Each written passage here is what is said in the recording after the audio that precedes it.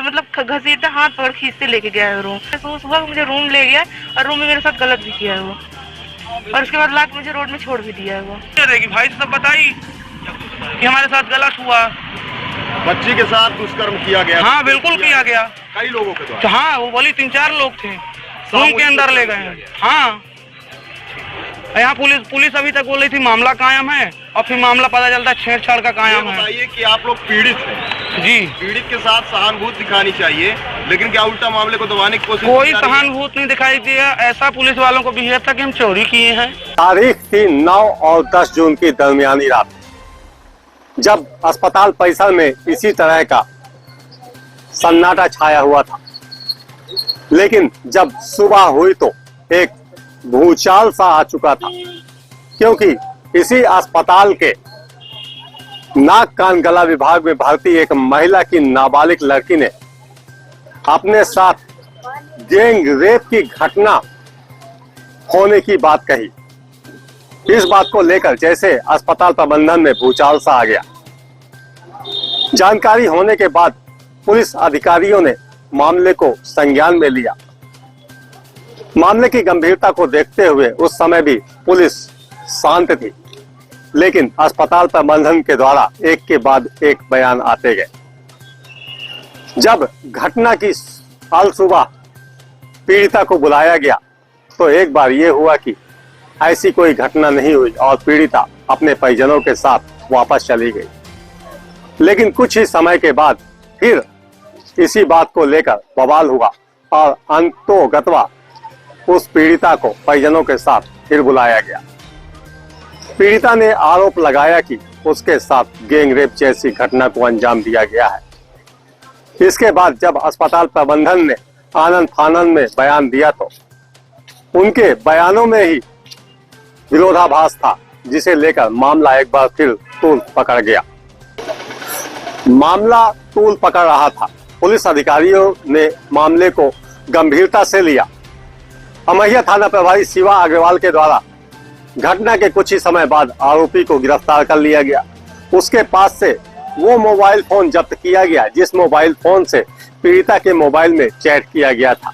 इस दौरान पीड़िता का मोबाइल भी पुलिस ने जब्त कर लिया और दोनों ही फोन की गंभीरता से जांच की।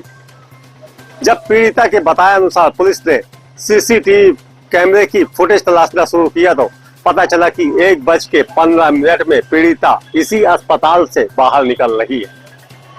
पुलिस ने उसके रास्ते पर लगे हर सीसीटीवी कैमरे की एक के बाद एक फुटेज एकत्रित की और 1:41 में लड़की फुटेज में दिखाई दे रही है कि वो अस्पताल की ओर वापस आ रही है।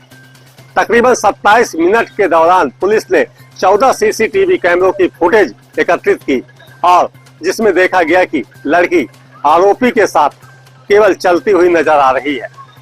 इस बात से ये तो पुष्ट हो गया कि लड़की के साथ गैंग रेप जैसी घटना नहीं हुई। पुलिस ने हर उस साक्ष्य को एकत्रित किया जो इस घटना से जुड़े हुए थे। अस्पताल प्रबंधन के बयान लिए गए, यहाँ के जो कर्मचारी थे, जो सुरक्षा कर्मी थे, उनके भी बयान लिए गए। प्रत्यक्षदर्शियों के बयान लिए गए, पीड़िता के माता और उसके भाई के भी बयान लिए गए। सभी बयानों को एकत्रित करने के बाद पुलिस ने एक पूरी कहानी तैयार की। उस कहानी को जब न्यायालय के समक्ष पेश किया गया तो पीड़िता के द्वारा बताई गई कहानी उसके सामने धुंधली पड़ गई।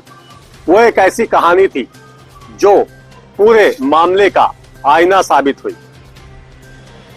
न्यायालय में जब इस मामले में जिरह शुरू हुई तो दोनों पक्ष के वकीलों के बीच बातचीत हो रही थी और हर एक पन्ने पलटाए जा रहे थे, जिससे ये तो साफ हो गया कि पीड़िता ने जो कहानी बताई वो कहानी शायद गलत थी और सच्चाई जो दर्पण की तरह पुलिस ने खोज के निकाला था वो न्यायालय के सामने आ गई। इसके बाद दूध का दूध और पानी का पानी हो गया। अंततः सत्य की जीत हुई। सत्यमेव जयते ये शब्द जब अशोक स्तंभ में लिखा गया था तो उसके वजन का पता चल रहा था। आज वह बात सिद्ध हो गई। आज रीवा के इसी न्यायालय से पद्मा जाटव की न्यायालय ने एक फैसला सुनाया जिसमें दूध का दूध और पानी का पानी हो गया। कहते हैं कि यदि हीरे की परख करनी है तो अंधेरे का होना जरूरी है, उसी तरह से कहते हैं कि कांच के टुकड़े ही रोशनी में चमका करते हैं। जब गांधी मेमोरियल अस्पताल में एक नाबालिग के साथ गैंग रेप का मामला उजागर हुआ, पुलिस ने हर पहलुओं की जांच की, एक एक साक्ष्य और तथ्यों को एकत्रित किया और सारे साक्ष्य और तथ्यों को न्यायालय के समक्ष प्रस्तुत किया गया। अधिवक्ताओं के बीच बहस हुई और जब न्यायालय ने देखा कि इस मामले में जो पीड़िता के द्वारा बयान दिया गया वह सही नहीं है, हालांकि इस मामले में आरोपी को ये माना गया कि एक नाबालिग को बहला फुसलाकर अपने पास बुलाया, जिसमें धारा 87 BNS के तहत उसे आरोपी माना गया, लेकिन गैंग रेप का दोषी नहीं माना गया। उसके लिए न्यायालय ने सजा सुनाई कि जितना वह न्यायिक अभिरक्षा में जेल की सजा काट चुका है वह उसकी सजा है और 30,000 रुपए का अर्थदंड से दंडित किया गया। पुलिस के द्वारा की गई कड़ी मेहनत का नतीजा आज ये हुआ कि एक मामले से पर्दा उड़ गया और इससे न सिर्फ अस्पताल की छवि धूमिल होने से बच गई, बल्कि पुलिस के एक अच्छे कार्य को देखते हुए सराहना भी की गई। तो इस तरह से इस पूरे मामले में तकरीबन 6 महीने ट्रायल चला और 19 जनवरी को पद्मा जाटव की न्यायालय ने फैसला सुना दिया और फैसला वही होना था जो सच्चाई थी। मैं तेज खबर 24 से आरिफ खान।